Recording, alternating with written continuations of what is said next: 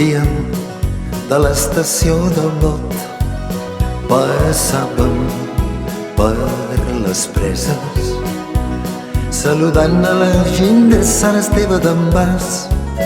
Passàvem per Sant Feliu de Pallerols i amb les Planes acabem la Garrotxa. Vaig pujar dalt del tren d'Olot-Girona, he somiat en el carrilet d'Olot, sols tu i jo dalt del tren d'Olot-Girona, vorejant el Ter, atravessarem muntanyes de Bellver. Passàvem per la vila gentil de Mer, vorejant el Ter trobàvem el pasteral.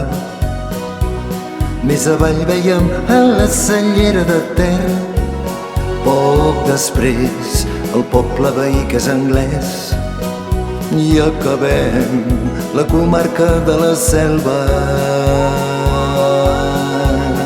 Vaig pujar dalt del tren d'Olot-Girona, he somiat en el carrilet d'Olot, sols tu i jo dalt del tren d'Olot-Girona, vorejant el Ter, atravessarem muntanyes de Bellver. A l'esquerra trobàvem Bon Matí, a la dreta Trullars i Vilana.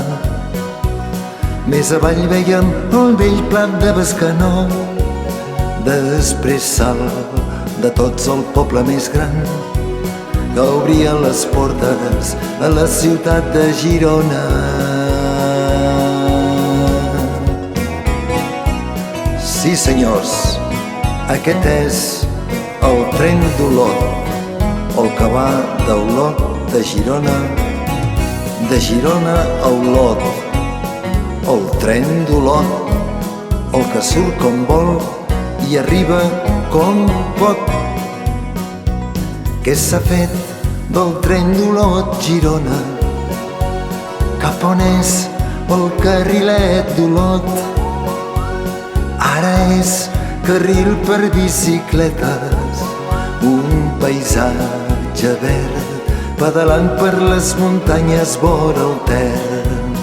Vaig pujar dalt del tren d'Olot-Girona, he somiat en el carrilet d'Olot, sols tu i jo dalt del tren d'Olot-Girona, vorejant el Ter, pedalant per les muntanyes, pedalant per les muntanyes, pedalant per les muntanyes vora el Ter.